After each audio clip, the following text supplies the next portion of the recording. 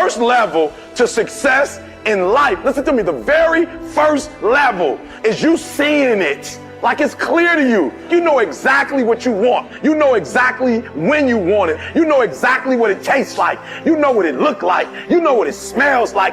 Before you really blow up, and you get success, you literally have it in the palm of your hand without having it. You got to know what it looks like, tastes like, feel like, because you don't, you're going to compromise. And your problem is you're not intentional and deliberate. You wake up on Monday and you might be strong, but by Wednesday, are you hearing what I'm telling you? You're not intentional and deliberate. You are hoping that the best is going to happen to you, and the best never happens to you.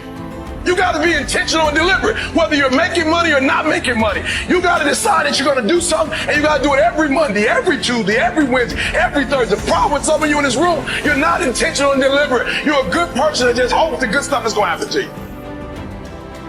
It has everything to do with what time you wake up. It has everything to do with how you eat. It has everything to do with how you work out, how you prepare. It has every single thing to do with how you think.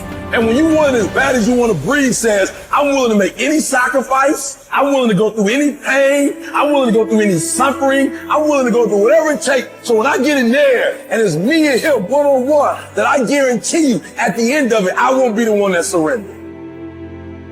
In order to have unbelievable choice and options in your life, in your pursuit of your dream, you must eliminate them. You must shrink your focus down to one thing, one business, one focus at one time, and master it and get great at it for an extended period of time.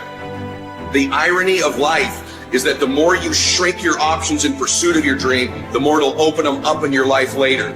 What are the things that are stealing your focus? Who are the people that are stealing your focus? And begin to eliminate these distractions. Get laser focused and obsessed on what you want. Be starving and hungry to get it. Be desperate to get it. The combination of desperation and hunger with laser focus over an extended period of time is the formula to be great at something. And you've got to be so relentless, regardless of what comes down the pipe, that you're always looking for a way to get over, always looking for a way that you can break through, always looking for a way that you can win, always looking for a way that you can strike a telling blow. But you got to understand, you can always get a little bit better. You can always excel a little bit more. You can always push it a little further. You can always climb a little bit higher. You can always better your best. You can always go beyond anything that you have ever done. And so all you're looking for are new breakthroughs through practice and practice. You'll get better and better. And when you know what you want, you will do anything it takes to get it.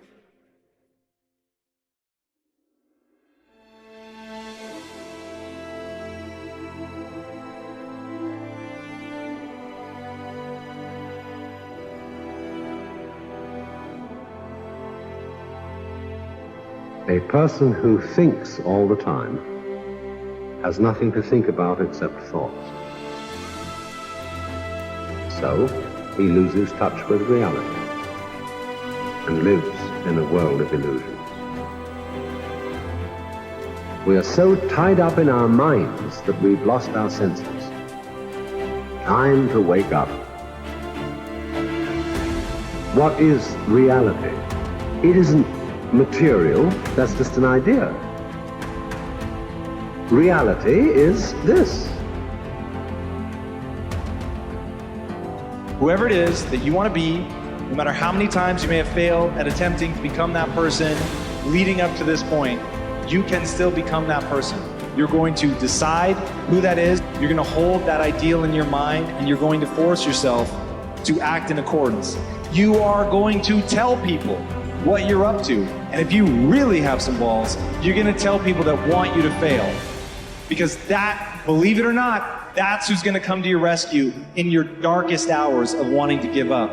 It's going to be remembering that out there is someone who's laughing at you, who wants you to fail, that's talking behind your back about how you're never going to achieve it, and then imagine how rad it will be when you actually do achieve it.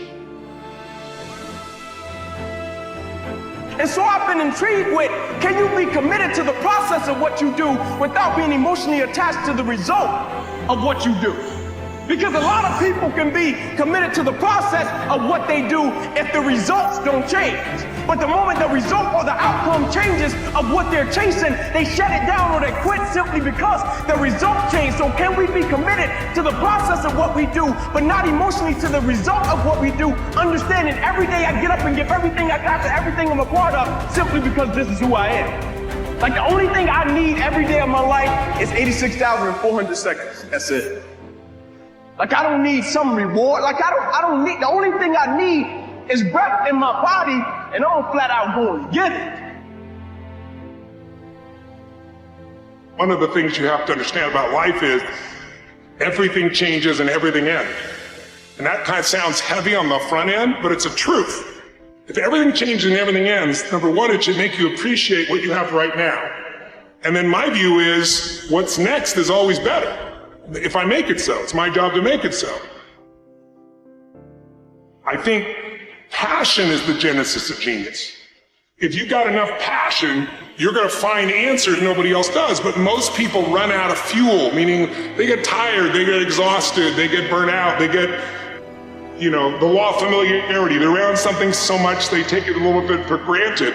What I see as the one common denominator of people that are successful over a lifetime is the sustained hunger. Hunger is the number one factor. That in order to move forward, you move forward by taking the next right step. You don't have to know all the steps to make, just what is the next right move.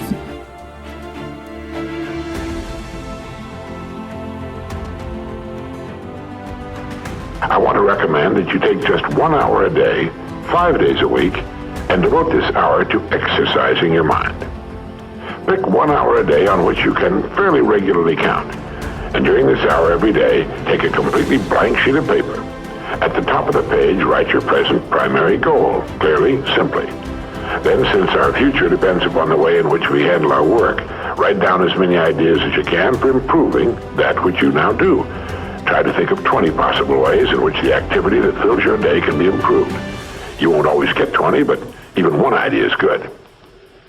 Now remember 2 important points with regard to this. 1, this is not particularly easy, and 2, most of your ideas won't be any good. Now when I say it's not easy, I mean it's like starting any new habit. At first you'll find your mind a little reluctant to be hauled up and out of the old familiar rut. But as you think about your work and ways in which it might be improved, write down every idea that pops into your mind, no matter how absurd it might seem. Let me tell you what will happen. Some of your ideas will be good and worth testing. The most important thing this extra hour accomplishes, however, is that it deeply embeds your goal into your subconscious mind, starts the whole vital machinery working. And 20 ideas a day, if you can come up with that many, total 100 a week, even if you don't think on weekends. An hour a day, 5 days a week, totals 260 hours a year, and still leaves you 3,740 hours of free leisure time. Now this means you'll be thinking about your goal and ways of improving your performance, increasing your service, 6.5 full extra working weeks a year. 6.5 40-hour weeks devoted to thinking and planning.